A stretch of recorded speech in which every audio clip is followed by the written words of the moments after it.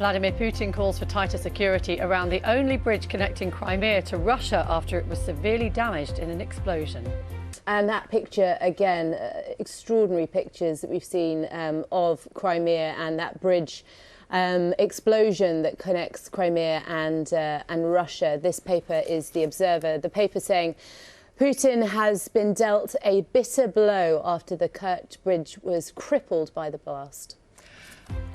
A rare glimpse of the British operation to supply arms to Ukraine. The MOD says it's providing vehicles, anti-tank missiles and ammunition.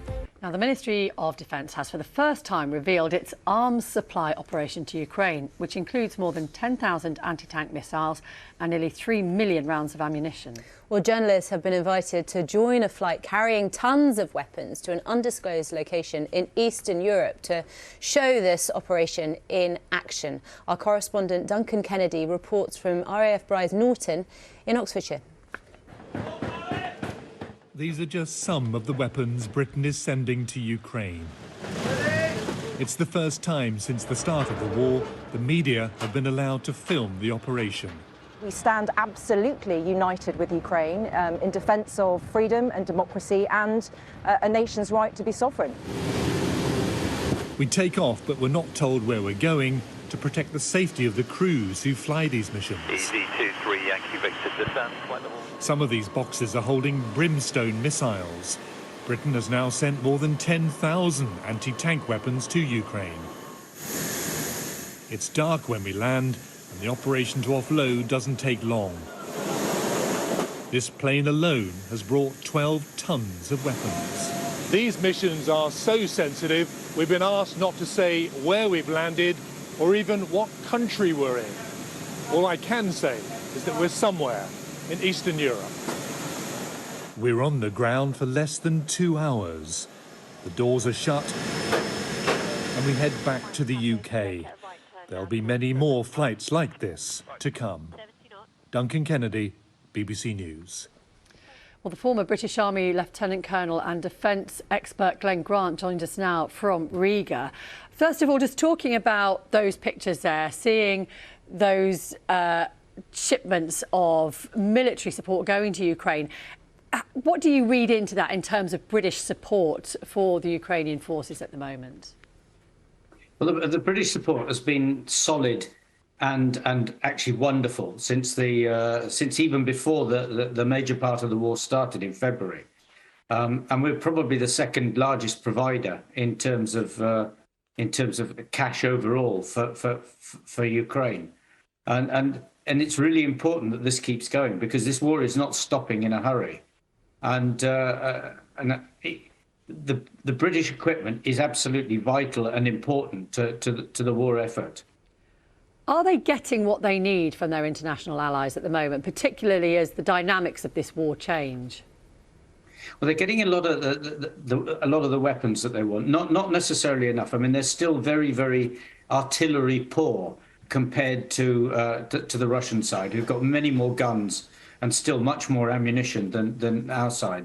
But there's also, it's strange because there are lots and lots of small things that are vitally important, like handheld radios, drones, coming up, winter clothing, and even generators for providing power, because you can't do anything without power nowadays.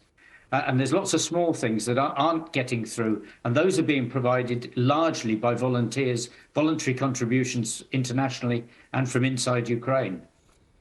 Can I ask what you make of the recent explosion on that bridge linking Russia to Crimea? We don't yet fully know who's responsible. The Ukrainian president certainly hasn't claimed that this was a deliberate attack by them, but they seem pretty pleased with it as a strategic event in this ongoing war. How do you interpret all of that? Well, you're absolutely right to say that nobody actually knows publicly what's happened here. Several of the engineers that I've talked to since then say that the explosion actually looks as though it occurred under the bridge, in which case then the story that the Russians are putting out that some poor foreigner with his van filled with explosives has killed himself on the bridge looks a bit suspect. And if this was blown up under the bridge, then what we're looking at is some sort of internal internal fighting inside Russia between the FSB, the security services, and the army, and that is quite a high probability for this attack. Well, that's interesting because this is beyond the range of any kind of Ukrainian missile, isn't it, this particular target? Oh, long way beyond, way beyond. And I mean, they keep asking America for ATACMS so they can actually attack the bridge. But these long-range missiles have not been forthcoming yet. So if it was Ukraine, then some sort of clandestine operation would have to be done because they can't do it any other way. And in terms of the sort of momentum behind the Ukrainian push into Russian-held territory at the moment, and then we've had the partial mobilisation, of course, in Russia as well, there's also been a change at the top for the man actually in charge of the whole operation in Russia. What do you know about the new general there? And again, what impact might that have on Russia's strategy in Ukraine? Well, that's a good question. He's an Air Force general. And he's previously been in charge of parts of the southern Ukraine battle, and he was in Syria. And the main thing about him is that he is he's a killer by trade, if you know what I mean. He will increase the bombardments of civilian areas because he doesn't have the military knowledge or understanding for fighting on the ground. So he's going to actually turn more towards terror than maybe his predecessors have. So I think we can see a lot more missiles on places like Zaporizhzhia and maybe even taking the attack to central Kiev again. Meanwhile, the Ukraine military says dozens of people have been killed or wounded in overnight shelling in the southeastern city of Zaporizhzhia. Let's bring in Hugo Bachega, who is in Kyiv for us. Hugo, just looking at some of the details of this was a residential area, wasn't it? Yeah, and we just had an update from the governor there in Zaporizhzhia saying that at least 12 people have been killed, 49 people have been taken to hospital as a result of this attack. It happened at 2 a.m. Local time. People were sleeping and it hit a block of flats. We can see from pictures that a section of one of those blocks completely collapsed as a result of this attack. The governor said that 12 missiles had been fired at Zaporizhzhia overnight. This is a city that is relatively close to the front line in the south of the country. Zaporizhzhia has become a frequent target by Russian forces there. And this happened just hours after that explosion that hit the Crimea bridge, that key link between occupied Crimea and Russia. Now, this hour, Russian divers are expecting and assessing the damage that has been caused to the structure of this bridge as a result of that blast. President Putin has ordered a full investigation. Ukrainian officials have welcomed the blast, but haven't publicly acknowledged any involvement in this explosion. Hugo, is there a sense that these two incidents are linked in any way?